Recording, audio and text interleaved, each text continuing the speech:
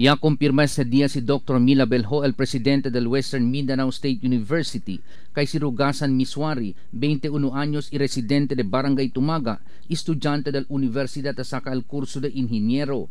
Si Rugasan Miswari el sospechao que niya tira con Sheikh Ait Al-Qurani, senior Islamic scholar, y Turki Asayi, religious attaché na Embahada del Saudi ng Pilipinas. El incidente sucede anoche a las 8:20 después na del lecture el Islamic preacher adentro mismo del Western Mindanao State University Gymnasium.